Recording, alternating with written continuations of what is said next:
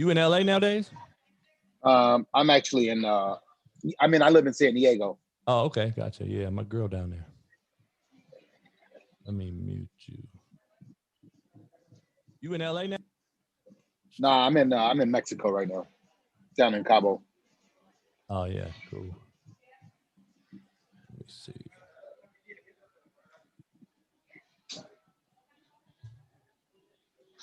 Make sure I'm all upset. I'm ready to roll here. I hate this technical shit, man. Shit. I think we're good though. Cool. I'm gonna get this deal started.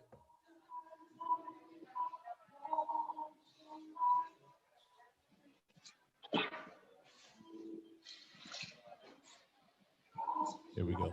Hope this ain't my last chance. It's the last chance for you. Last chance for me. Will I make it? Will I take it to the top? We gon' see. It's the last chance for you. Last chance for me. It's the last chance for you. Last chance for me. It's the last chance for you. Last chance for me. Will I make it? Will I take it to the top? We gon' see. It's the last chance for you. Last chance for me. It's the last chance for you. Last chance for me. Find a guy, man. I'm just telling you. Coach, I don't want to fucking hear your mouth. I'm tired of hearing guys talk back, man. Just say yes, sir. Coach, you fucking hired me. I don't know no better. Fucking sick of it. Take your ass home if you want to be here. Hey, another Slapdick podcast coming at you, man. I appreciate the great Marshall Faulk for joining us, Hall of Famer. I got a quote of the day, man. Quit looking in the rearview mirror. We ain't going that way. Keep it real smart and stupid simple, man. KISS method, shit. Keep it super simple. Hey, Mr. Faulk, Marshall Faulk, I appreciate you joining us, man, on the podcast. Appreciate you coming in and spending a few minutes, brother. I appreciate it greatly. All good, JB. Thanks for having me, man. Anytime, man. Anytime.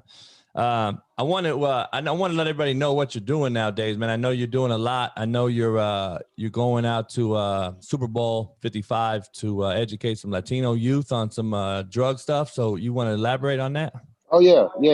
So I'll be at Super Bowl, and I work in conjunction as the international spokesperson for the Foundation for Drug-Free World, and it's exactly what it says. You know, it's like people say, "So what do you guys do?" I'm like, well, Foundation for a Drug-Free World. Hell yeah. But to really explain to people, we're not going around telling people what to do with their lives and how to not do it. What we're doing is we're educating people on what they are doing, the effects of drugs, how the disaster behind that it leaves when someone decides to partake, how the family feels, whether it's the kids, the wife, the mother, the father, the siblings, how we're left to pick up the pieces and understanding what that is. And that's just for adults, knowing the education part of it. Now, for kids, they get peer pressured into it. They want to be cool. They want to look cool, and they don't even know what they're getting into. Oh, yeah. And before you know it, drugs got a hold of you in your life. Your life is just, it's a whirlwind, and you're wondering what happened. And whether we lose you or you go to jail or nothing, I've never seen anybody take drugs and have anything great happen to them. I'm just saying, I'll be honest. So yeah. We're not just talking about street drugs, JB. We educate about prescription drugs as well. And we go into schools. We have education kits for teachers. But here's where it really becomes beneficial to the parent who wasn't around it, don't know anything about it. Educating them on the telltale signs that their kid may have a problem. No doubt. You come to drugfreeworld.org. We're going to give you the education. We have classes, online seminars. It's all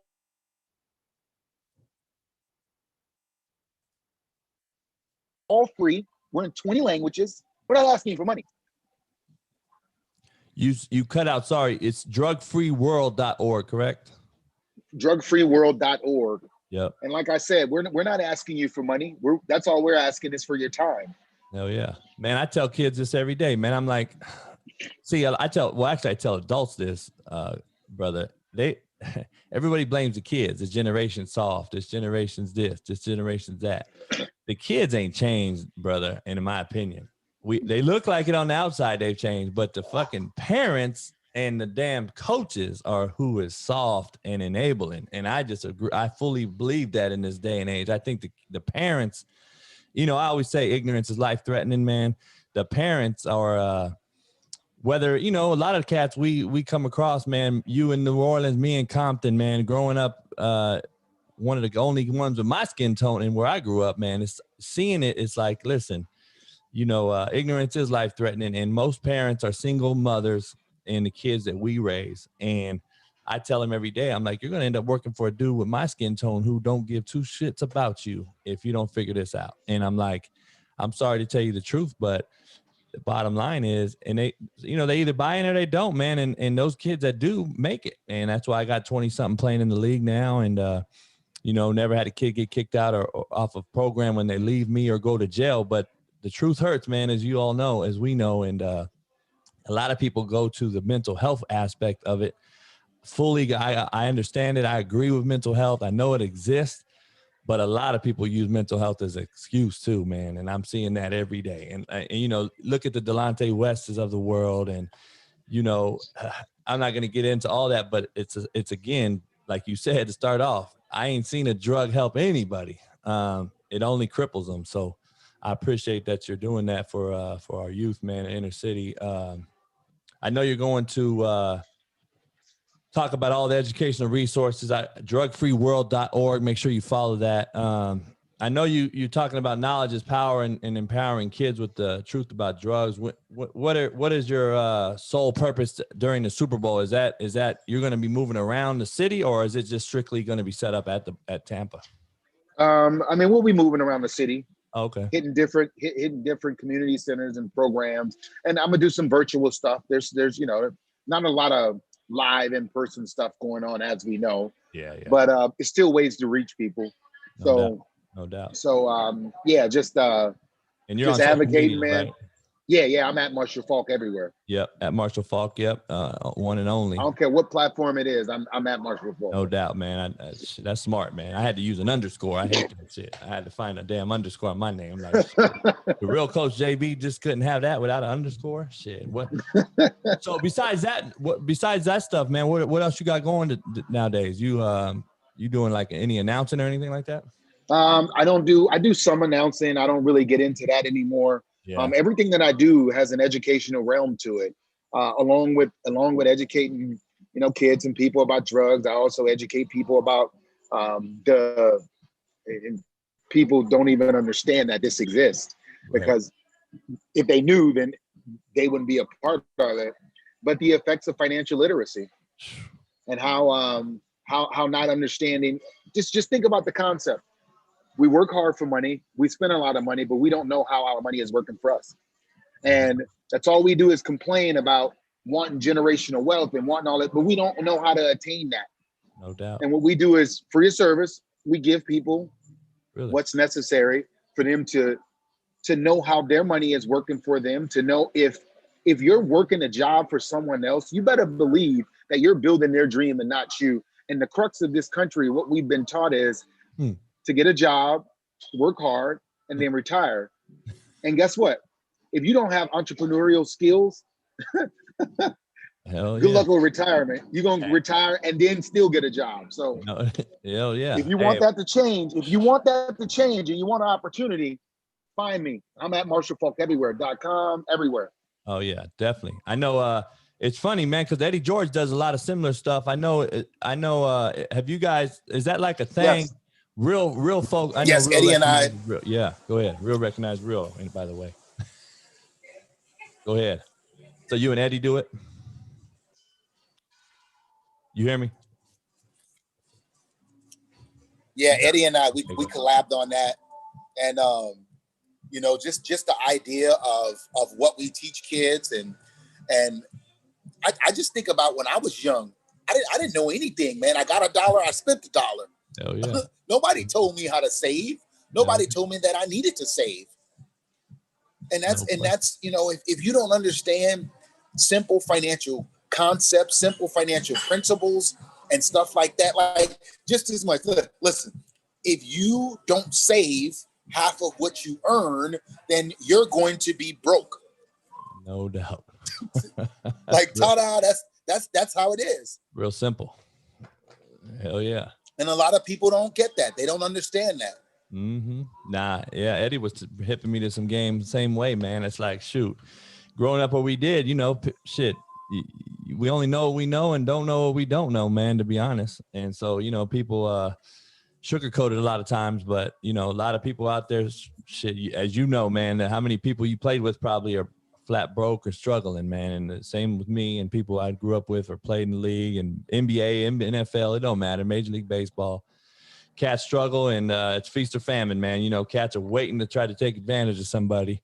And so, unfortunately, that's the business. But, man, now let me ask you a question. What brought you to San Diego from New Orleans? Was it a coach? Was it a recruiter? He got you? Or was it just you loved it? Or well, the guy who recruited me, a guy named Curtis Johnson. I mean, the guys who he recruited when he was at San Diego State and the University of Miami, it's epic. And he's also the receivers coach for the New Orleans Saints. So he has an eye for talent. But what got me was the relationship with him, but also the opportunity to just play running back. See, before me, JB, they didn't have the thing called athlete. So if you played multiple positions and they didn't know where to put you, you know, they made you play a position that you probably didn't want to play or weren't as good at. Yep. And they wanted me to play defensive back, but I like the ball in my hands. So I was like, nah, this not how it's going. And San Diego State gave me an opportunity to play running back. And guess what I did? I took that opportunity. Oh, hey, yeah. Nobody got to guess shit. Shit, that's what it is. Hey, I bet you the coach that wanted to move you to DB probably, well, unless he's an old white cat, but if he's not, he probably fired. But, hey, talent evaluation is crucial, man, nowadays with these coaches and shit. Sometimes, man, they can't get them to point A to point B, though. So, man, I know you a February baby, man. You a Pisces like me. I know we got that dog in us. You know, I saw you got that. I know mine's the 21st, man. I know you right after. So, hey, that's a good thing, brother. So I know you were elected in the Hall of Fame in 11. Let me ask you this, man. A lot of people asking me on my social media and shit. They link you and Tony Gwynn as the two greatest Aztecs ever. You agree to that? Oh man, you know, I'm gonna say I'm honored. The fact that I get mentioned with Tony Gwynn, that's like, listen, man, that's, you know, he's from my area, yeah. But yeah. You know what I'm saying? Like, not just Hall of Fame baseball player, but I'm talking about Hall of Fame person. No doubt. That dude, man, was the nicest person. It's just unbelievable that we lost him so early. I know, but I learned so much from him. Learned so much from being around him. And just not some people you got to ask for the secret sauce. Hell you just watch Tony Gwynn and you learn how to live your life under the spotlight and know how to deal with things. Love that dude, man. Just through osmosis, huh? Yeah, no doubt, man. Who was that? His brother, Chris? Was his brother Chris Gwynn? I don't know. I don't know. Son. Not his son. No. His son is Tony Gwynn Jr. Tony Gwynn Jr. Yeah, so it was Chris Gwynn. I remember Chris Gwynn played for the Padres too for a minute, I think. I thought it was his brother. I know they went to Poly. I know Long Beach Poly named the field after him. You know, and that's the great, you know, Willie McGinnis, everybody went there. So all that type of shit. So, but make sure you follow him at Marshall Faulk, all the social medias. Man, let me ask you this real quick. How good was that Ram team? How many Super Bowls should y'all won? Oh man. Ooh. I know. Akeem, we grew up together, me and Akeem. So I know you guys had that. That's my man. Yeah, Ghost, that's my man. You had dudes, man. I mean, I know you should have beat the Patriots that year, but shit, you could have won maybe 2 or 3, huh? You know what? Anything's possible, man. But I'm gonna tell you what didn't happen there that I wish would have happened, and we see it a lot now in sports because guys realize what they had. You know, no doubt. Sometimes they don't see it at the time, but you want to go be the man instead of being on a good team. Yep. You want to go be the man, or you want to make the money. But the times that we spend looking back playing this game, and it requires Batman to have a Robin. No question. And if we would have just kept that together, you know, even after the loss to New England, I mean, I still think if we would have kept a lot of guys that wanted to move on and either become the guy, get paid, and I don't stop anybody from doing that. Sure. Man, we could have been special. We could have been special. And that leads into my question, man, because that's our old school mentality. And, you know, nowadays you got opt-outs, the transfer portals in college. Cats are trying to get out, man. And there's just no, I don't know. Me, man, I'm old school like you. I think loyalty has its place. And I think I understand chase the money, chase the bag nowadays, the youngsters say. But at the same time, man, we were all in for our brothers now. And I don't know how I would act today if a cat said, I'm not playing in a bowl game. I don't give a shit what bowl game it is. Like, if you ain't playing in the bowl game because you about to go to the league, yeah, we all get it, man. But shit, Marshall Faulk played in a bowl game. He didn't play for a natty. I mean, it goes back and back. Eric Dickerson played in the bowl game. I mean, it's just unbelievable to me now that it's being, you know, I got an old saying, you either coach it or you allow it. And to me, it's being allowed, man, not only by the coaches who's recruiting these cats, giving them these $100,000 scholarships, but the parents are basically enabling the same situation, man. And I don't know. I know NFL during COVID, I get the opt-outs by the high towers of the world, by New England's defensive guys, the older guys who have families and understand the business. The younger cats I know got to try to play because they need that bread and all that, but I don't know, man. What's your take on the whole transfer portal? I think it's you know how shit rolls downhill, man, and it starts at the highest level, but at the same time, you know, these high school transfers are unbelievable now, and in college now, transfer portals are like it's like the thing to do. The only thing, high school, I don't really get it, you know, but college, the only reason I like it in college is because too many times, I wonder what opportunity Cam Newton would have had if there was a transfer portal. You know what I'm saying? He had to sit behind Tim Tebow. Yeah. What would his college career have been like? Yeah. And there was many guys like that teams just held on to you and wouldn't allow you to go be what you wanted to be. Yeah. I mean, if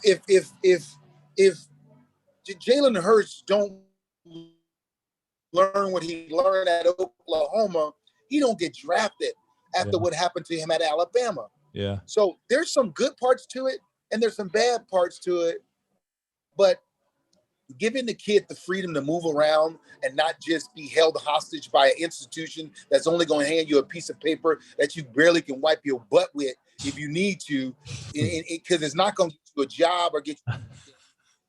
I'm glad we agree. Just really think about what it is. No doubt. Oh, man, shit. It's slave labor, brother. The cats ain't getting paid. The NCAA is doing what they do. I tell people every day that piece of paper is the biggest overpriced piece of waste of ink there is. I mean, shit. A degree, man, is what are we using it for? But to charge up student loans. Like, I mean, we're not using that shit. It's an entrepreneurship, like you said. We need to be coaching up and teaching more. This is a hands-on life experience. Have a skill. Yeah. Mm-hmm. And if you don't have a skill, you better know somebody. I don't care what kind of degree you have. If you don't know somebody, good luck. Hey, it's who you know. It ain't what you know, brother. You already know that. So, hey, man, it's been great, man. Just chopping up with you for the short time. I appreciate it. I hope, I know I've talked to Willie McGinnis and Antonio Pierce and other brothers, Mark Jones on ESPN I've talked to him about the brothers, the lack of 3 black coaches in the NFL. You know, my whole thing is, Marshall, hey, dog, until there's black owners, we can be part of the solution or the problem, and everyone wants to bitch and moan, but we got to get some black owners so we can get some black GMs so we can get some black coaches. Yeah. I mean, it just goes downhill. We need the Michael Jordans of the world, the Oprah Winfrey's, these billionaires, dog, Dr. Dre's, to get out there and try to see if we can get a squad. I know Jay-Z goes and talks to the NFL, but it's hard to get on that damn seat, brother. Them old white folks got that long paper. They're not letting cats in there like that. Hey, let me say this, man, because I have to give this dude his props and mention I'm on your show. For the first time, you're gonna have 2 black offensive coordinators calling plays against each other. Yeah. And for the super first time, you're gonna have a team, and understand this. Bruce Arians is on purpose with this. his offensive coordinator, defensive coordinator, and special teams coordinator. They're all black. Purposefully. No And doubt. he tried to do it with a black quarterback, but Jameis Winston was just too much for him to handle. Yep. So, and he tried to do it in Arizona with the Cobras. Yeah. So, no question. I give him much props. I know Andy Reid's very same way. Andy Reid's a California dude and started back in the day at San Francisco State. He had about 20 of these big team coaches were coaching under him on that squad. So, I mean, that was way back before they folded, but he's been that way his whole life too, I know. So, I mean, I'm glad Eric Bieniemy and Darian Hagan, legendary Colorado player. We all grew up together out here. So, I hope Eric gets a shot, man. They hired a dude, the Eagles hire old boy. This motherfucker can't even speak on the damn mic. And they're saying Eric don't interview well. He still deserves a shot to say he failed or he proved himself. This dude's getting a shot. He can't even speak. When people don't interview well, that means they're not speaking your language. No, that's exactly right. I was about to say the same shit. Hell yeah, you're right. Like when they say, you know what I'm saying, you don't know what they're saying. We ain't speaking to say, you know what I'm saying? Yeah. Do you understand? Nah, I don't understand. That's basically what they're saying. Hell yeah, that's what it is, man. And like I said, until we get some black owners in there, man, to get some black GMs, it's just one of them things, man. I've had multiple people on talking about it. It's a shitty thing. We got this Rooney Rule, and I don't know if you agree. It's controversial. I've had Marcellus Wiley on. We grew up together as well, man, and Larry Allen and different dudes in Compton. And we were talking about this, man, before I let you get out of here. I'm like, man, if I was Marvin Lewis, who took these token interviews with the Cowboys last year and a couple other dudes, and I know Marvin a little bit. Marvin's a great dude. He was at Arizona State last year. But I would be like, Marvin, fuck him. Don't interview. Don't take the interview because and it's hard to do though. And he told me, he's like, JV, it's hard to do for the young brothers though, it's coming up, because if the young brothers see me turn it down, then they don't have a shot. And it's just in a horrible catch-22 situation, man. And I just think that it's JV, let's be real. I love Marvin, but Marvin got to know these people ain't hiring his ass, man. That's what I said. Come on, Marvin, man. You understand? You got the longest tenure for a losing coach in Cincinnati, a black losing coach. Yeah. So what? 12, 15 years damn near. Come on, man. You're not getting that. You're not getting that. That's exactly right. That's not gonna happen. And that's why I said, don't even take it. You're just feeding to them, man. They're not going to hire you. It's a joke. It's a slap in the face to me. And I don't know why. I don't know, man. It's a tough deal, man. I know it's a shitty deal. And I know Eric probably is happy that the Texans didn't fuck with him, because that thing's an imploding. And then they hire a slap in the face to every brother out there. They hire a 65-year-old cat who I know has much love and experience and all that shit. But come on, man. Deshaun Watson now trying to play for his grandpa. He wants some young cats. You might as well have kept Romeo Crennel. Come on, man. Exactly. You know what I'm saying? To me, it's just, I don't know. It's crazy, man. But listen, I appreciate Marshall coming on, man. I know you got busy shit going on, a lot of busy stuff. I know you're going to be at Super Bowl 55 talking to the youth, educating them about drug education. And like I said, make sure you check them out, drugfreeworld.org, and then everything at marshallfaulk.com, at Marshall Faulk social media. And like Marshall said, man, for education to become the experience for Latino kids who are struggling with the peer pressure of drugs, check out drugfreeworld.org. And hey, man, I appreciate you coming on, brother. Like I said, much love. And pleasure, man. Hopefully we'll hook up, man, and chop it up. Keeping it real, man. Oh, yeah, always. Nah, I appreciate you, brother. We'll have to sit down sometime. All right, brother. I appreciate you. Have a good one. Peace. So that was Marshall Faulk, man. Appreciate him coming on the show. And hey, man, Hall of Famer, man, who keeps it real. And you got to respect that. You got to respect that simple fact. If any questions are out there, let me know. I gotta get into a few of these things, man. I'm glad he kept it real with us. Great dude, man. I got to talk about LeBron last night and this heckler Karen, they're calling her, the white lady that was on the sideline. if you watch the fucking show, and if you watch the actual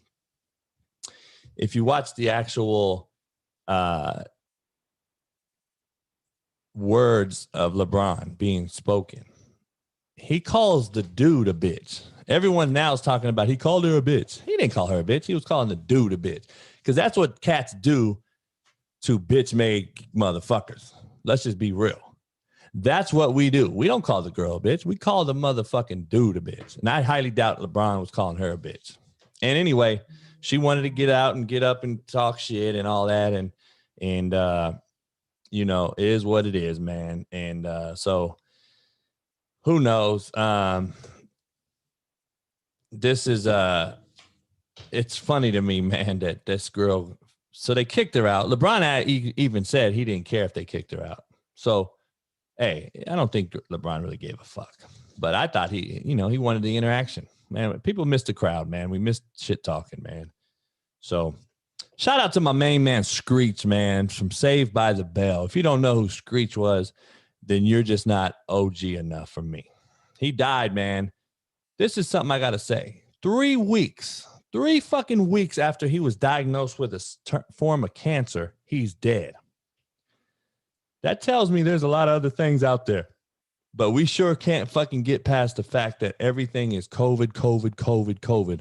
We ain't talked about any cancer deaths, AIDS. How about just straight up murders? 6 fucking babies were killed today in Muskogee, Oklahoma, about 40 minutes outside of Tulsa. I used to recruit the area. 6 babies and a grown person. 7 people dead. But that don't make national news. We're worried about, COVID. How many have they killed? Shit. Cancer and AIDS and murders haven't slowed down at all because of COVID, just so we're clear. So let's report on all the shit evenly. Bradford for golf. I don't know what your guys' thoughts are. I love it. I absolutely love it. People are saying that the Rams got fucked. You guys are crazy, man. That's all these fucking naysayers out there talking. The Rams hit the fucking lotto. The Rams hit the lotto.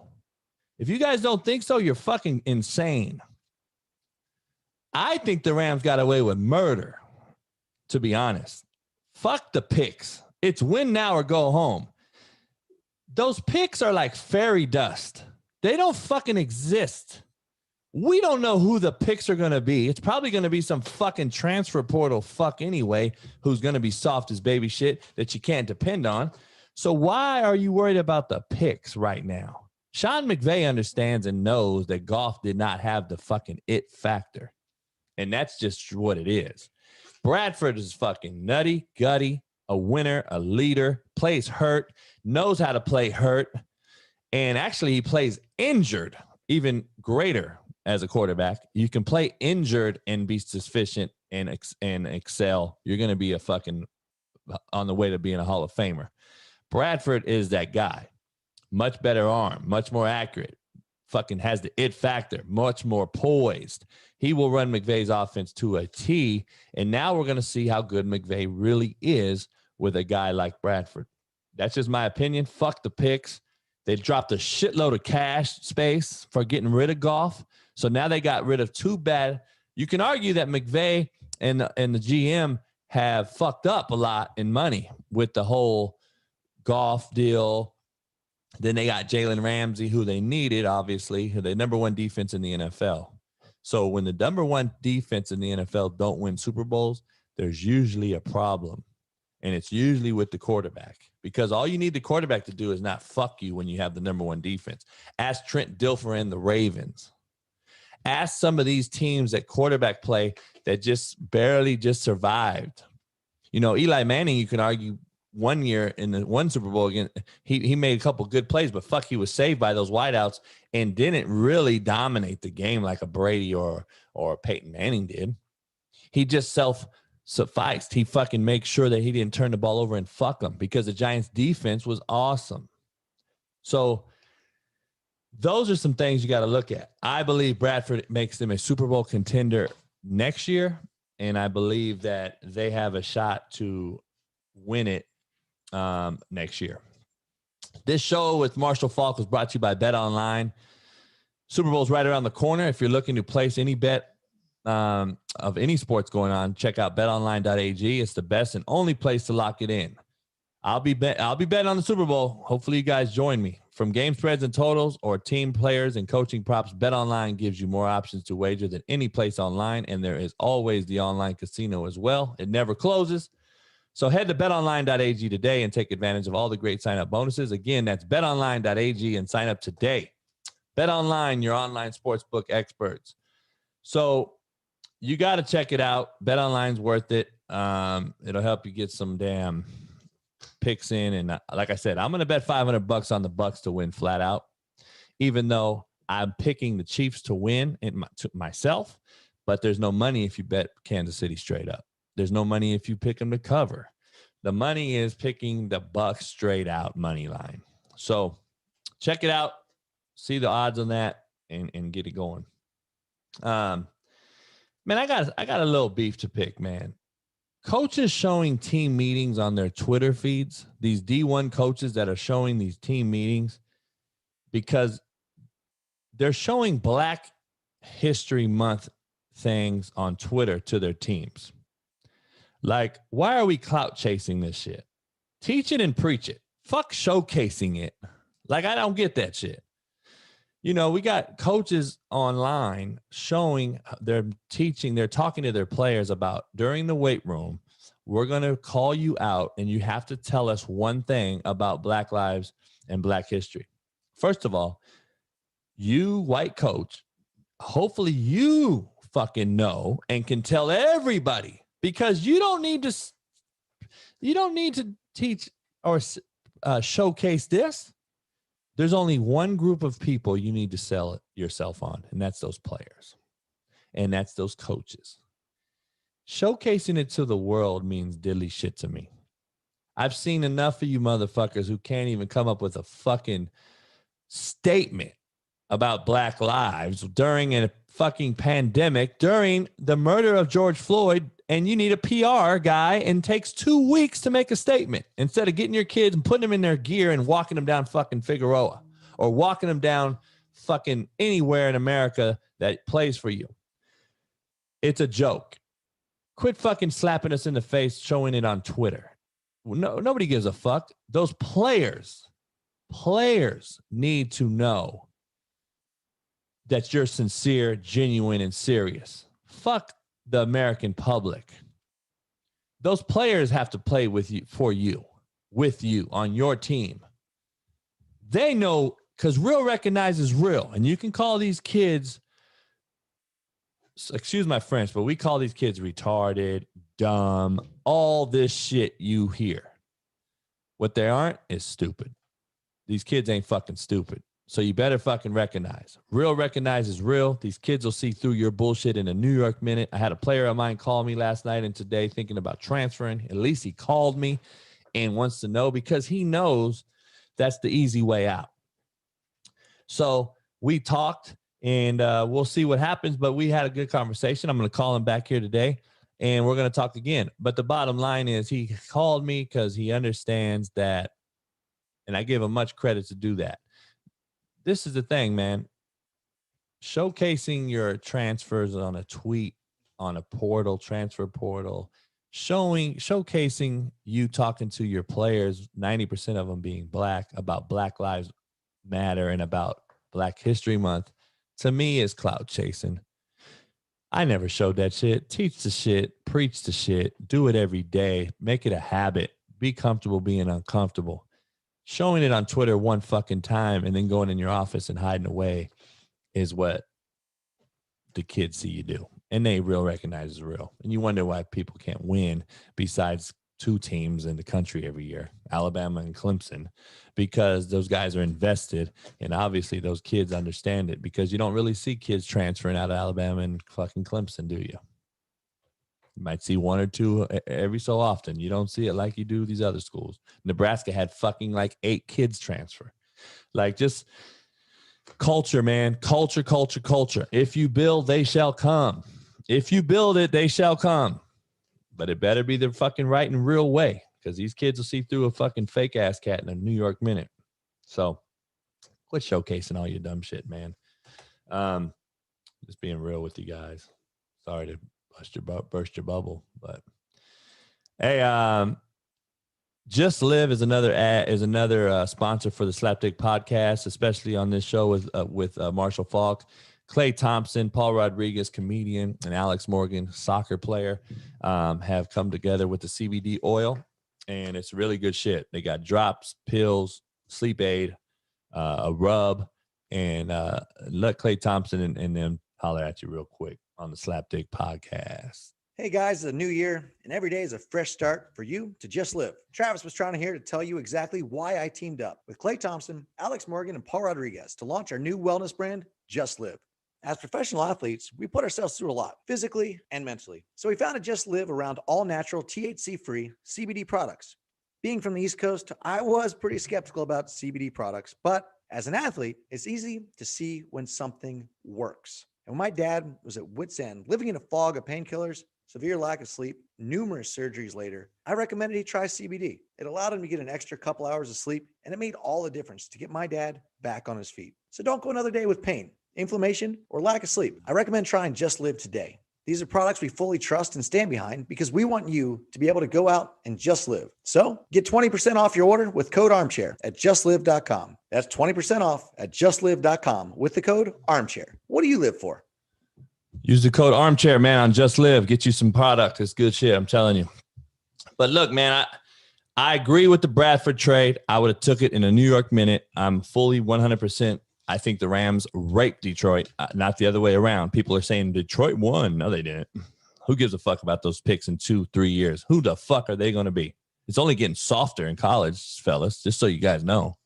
So you guys are tripping. I'm glad Marshall talked about, you know, the Marvin Jones of the world and these guys taking these token interviews, because until they change and stand down, put their foot down, just like college basketball. I tell people, if you fucking NCAA Final Four walks out and fucking puts their jersey on the fucking middle of the court and walks back in the locker room and says, we ain't playing, fuck your March Madness, I guarantee you shit will change. But you players, you coaches have the mic, you have the platform, drop your nuts and go use it. You cats are scared to fucking be great. That's the problem. Everyone's cool with being average. You guys are scared to be great. Be comfortable being uncomfortable, man. It takes some fucking nuts sometimes. Scared money don't make money. Remember that shit. Hey, man, I appreciate you guys tuning in. I'll be back Thursday with another guest, a former player of mine. And he's launching a clothing line. And I'm going to let him holler at you guys about it. And again, man, I appreciate you guys. Be safe. Stay safe. Don't be a fucking slapdick. And it's a great day to have a great day. Peace. That's a shout out for Marshall. I appreciate you coming in. And again, man, Just Live, Bet Online. People, check it out. And again, I'm glad they're sponsors of the show. And I'll holler at you guys on Thursday. Coaching 101 show this Sunday, 9 a.m., Super Bowl Sunday. Check it out. Peace. Hope this ain't my last chance. It's the last chance for you. Last chance for me. Will I make it? Will I take it to the top? We gon' see. It's the last chance for you.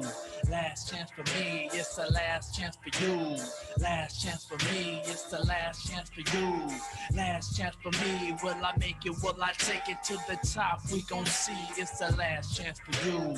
Last chance for me. It's the last chance for you. Last chance for me. That's by the God, man. I'm just telling you. Coach, I don't want to fucking hear your mouth. I'm tired of hearing guys talk back, man. Just say yes, sir. Coach, you fucking hired me. I don't know